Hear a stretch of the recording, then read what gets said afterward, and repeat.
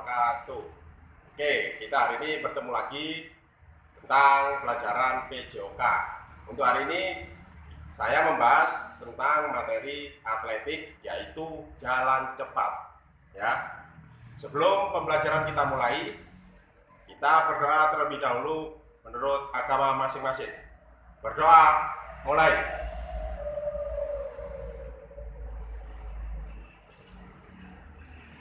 Berdoa, selesai. Oke, untuk selanjutnya saya akan membahas tentang teknik dan cara untuk melakukan jalan cepat di video kali ini. Nah, anak-anak, ini materi atletik jalan cepat ya. Apakah Anda tahu apa itu jalan cepat?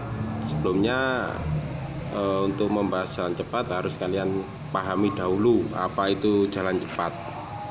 Ya, sebenarnya olahraga jalan cepat tidak jauh berbeda dengan cabang olahraga lari. Hanya saja cara melakukannya yakni hanya dengan berjalan dengan kecepatan tertentu. Seperti yang Anda tahu bahwa ketika seorang berlari, telapak kakinya akan melayang yang juga akan membuatnya jarang menginjak tanah. Pasti kalian berimajinasi bedanya lari dan jalan itu bagaimana ya.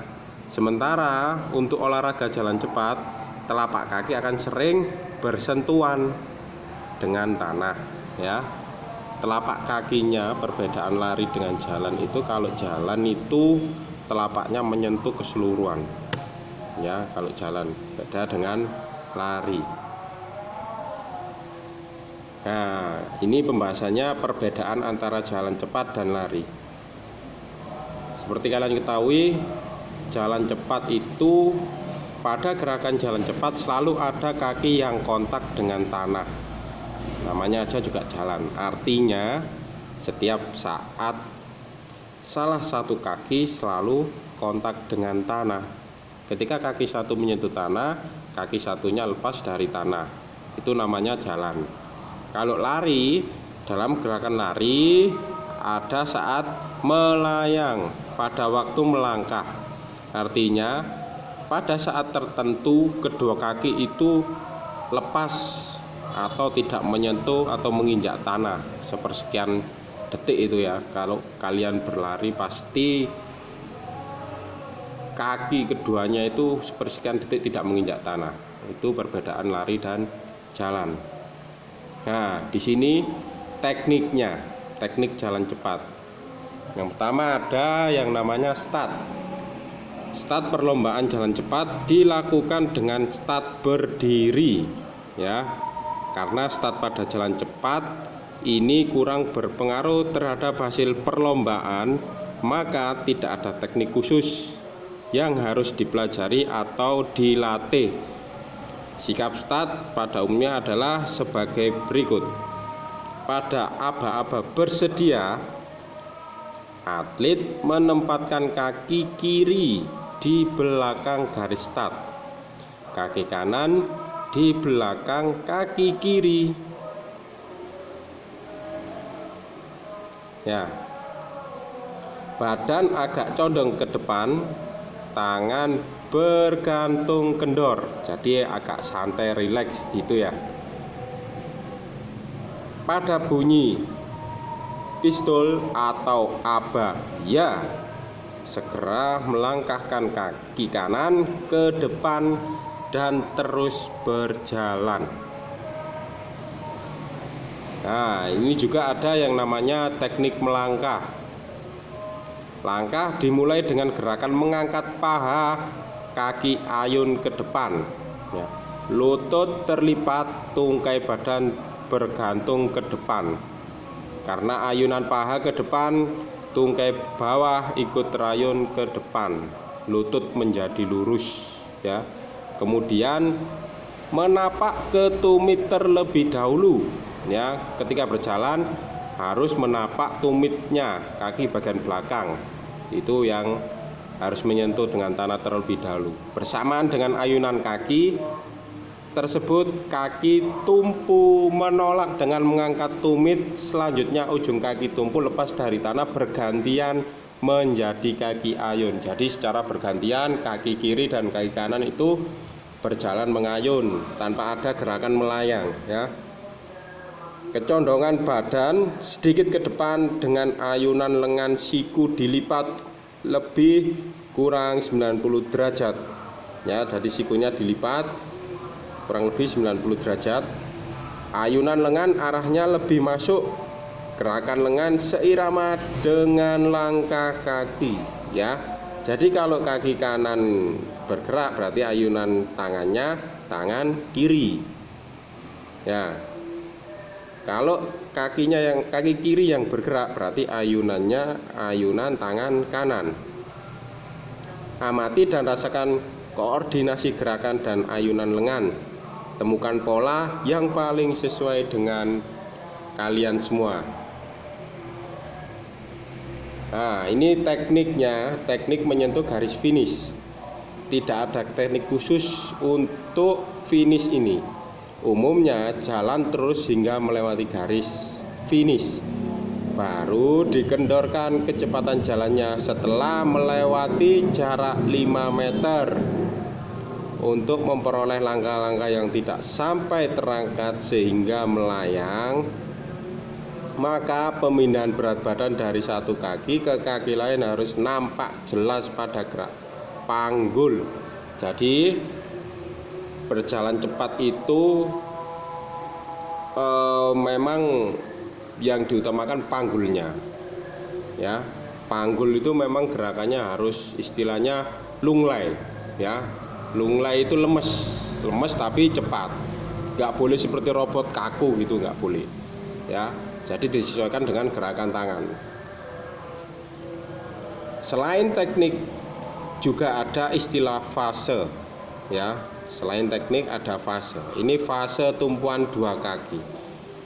Fase gerakan tumpuan dua kaki ini terjadi sangat singkat pada saat kedua kaki menyentuh tanah. Pada saat itu pula berakhir dorongan yang diikuti oleh gerakan tarikan. Tarikan ini lebih lama dan menyebabkan gerakan berlawanan antara bahu dan pinggul ya. Jadi kalian ketahui fase ini adalah fase gerakan tumpuan dua kaki ya. Memang ini terjadi sangat singkat ketika kita sedang melakukan jalan cepat ya. Nah, ini gambarnya, gambar fase tumpuan dua kaki. Seperti mungkin kalian bisa berangan-angan atau berandai, atau nanti bisa boleh mencoba di rumahnya ya. Ini adalah gambar jalan cepat fase gerakan tumpuan dua kaki. Dilihat mulai gambar menumpu satu kaki berjalan maju ya. Di situ kaki yang lain akan mengikuti. Jadi tumpuannya menggunakan dua kaki. Oke, paham? Ya, dilihat itu gambarnya dari gambar belakang sampai gambar depannya. Nah, ini adalah fase tarikan. Fase gerakan tarikan dimulai setelah gerakan terdahulu selesai.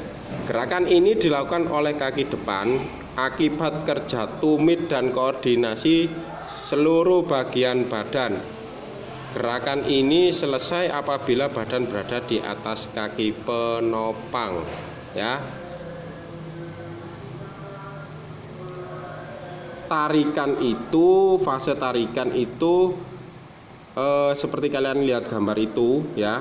Mulai kaki belakang itu melangkah ke depan, itu yang dinamakan dengan fase tarikan ya. Jadi kaki belakang melangkah ke depan itu berarti fase tarikan, yang dinamakan fase tarikan yaitu ya.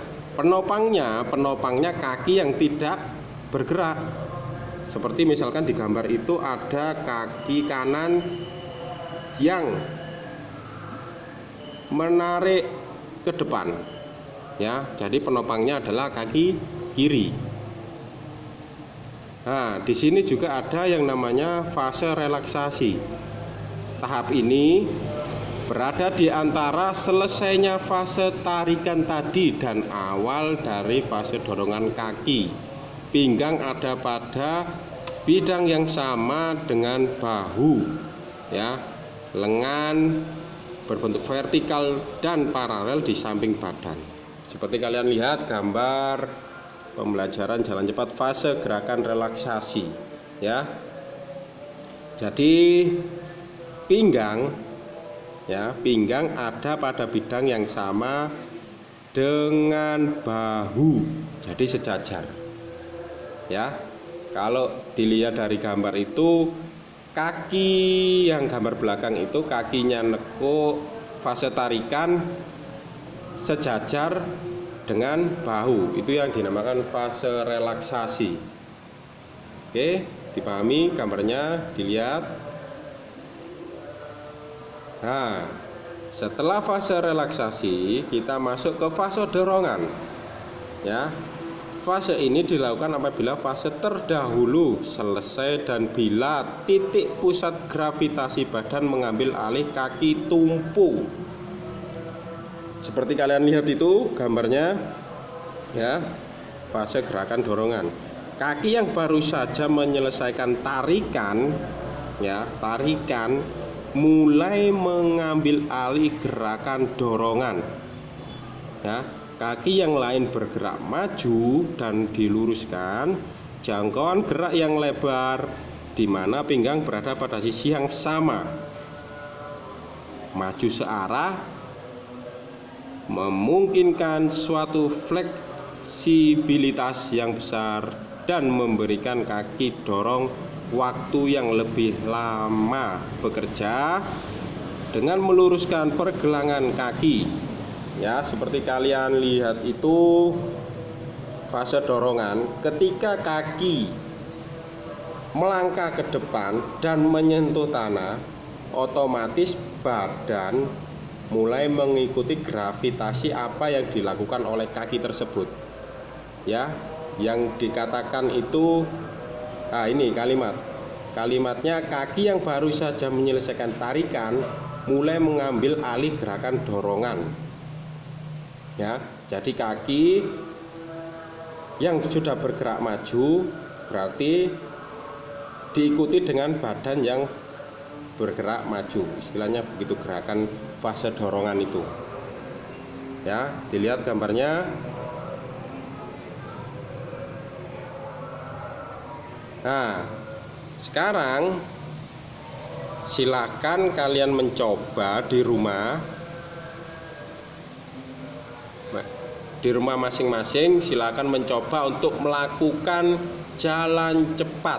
Tugas kalian hanya mencoba melakukan jalan cepat, ya. Nanti kalian pasti tahu, merasakan. Kalau memang sebelum mencoba memang kalian belum merasakan, oh jalan cepat itu bagaimana sih, ya. Harus diingat-ingat tekniknya tadi bagaimana, fase-fasenya bagaimana, ya. Posisi ayunan tangan bagaimana. Silakan mencoba di rumah masing-masing.